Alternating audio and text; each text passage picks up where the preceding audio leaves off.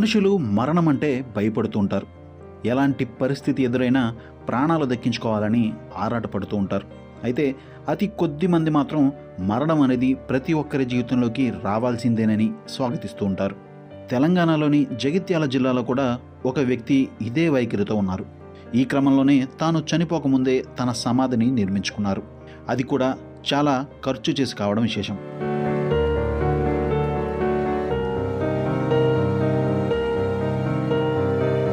జగిత్యాల గ్రామీణ మండలం లక్ష్మీపురంకు చెందిన నక్క ఇంద్రయ్య అనే 80 ఏళ్ల వృద్ధుడు ప్రస్తుతం ఆరోగ్యంగానే ఉన్నారు.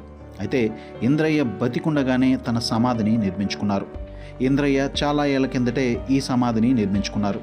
ఇందుకోసం ఇంద్రయ్య 12 లక్షల రూపాయలు ఖర్చు చేశారు. పాలరాతితో ఈ సమాధి నిర్మాణం జరిగింది. ఇంద్రయ్య భార్య గతంలో మరణించారు. అయితే ఆమె సమాధి కూడా ఇంద్రయ్య నిర్మించుకున్న సమాధి పక్కనే ఉంది. 80 ఏళ్ల ఇంద్రయ్య ఆరోగ్యంగానే ఉన్నప్పటికీ మరణమే అంతిమ సత్యం అని ఆయన అంగీకరించి ముందస్తుగా సమాధి నిర్మాణం చేసుకున్నారు. అంతేకాకుండా ఇంద్రయ్య రెగ్యులర్గా వెళ్ళి వస్తూ ఉంటారు. ఇక్కడ క్లీన్గా ఉండేలా చూసుకుంటారు. ఆ ప్రాంగణంలో చెట్లకు నీళ్లు పోస్తూ ఉంటారు. కాసేపు అక్కడ సేద తీరి ఇంటికి వెళతారు. అయితే భవిష్యత్తులో మరణం ఎప్పుడు సంభవిస్తుందోనని ముందుగానే ఇంద్రయ్య తన సమాధిని నిర్మించుకున్న విషయం లక్ష్మీపురం గ్రామస్తులతో పాటు ఆ పరిసర గ్రామాల ప్రజలందరికీ తెలుసు. సమాధి అనగానే చాలామందికి బాధిస్తుంది. కానీ ముఖ్యమైనది అదే, నాది నాది అనుకునేది మనది కానే కాదు అని చెప్పుకొచ్చారు.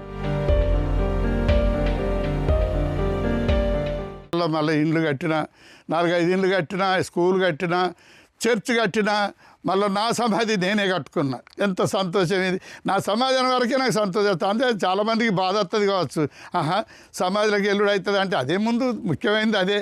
అంటే లోకం మీద మనం ఉన్నంతకాలం ఏమీ లేదు, మనకు ఏం లేదు అసలు. మనం తిన్న అన్నం మధ్యాహ్నం వరకు 1 గంట సేపు కూడా అరుగుతుందో లేదో మనకు. అంత దానికి మనం ఎంతో మరి గర్వపడతాం, ఎంతో నాది నాది నాది నాది అంటావు, కానీ ఏది మనది కాదు.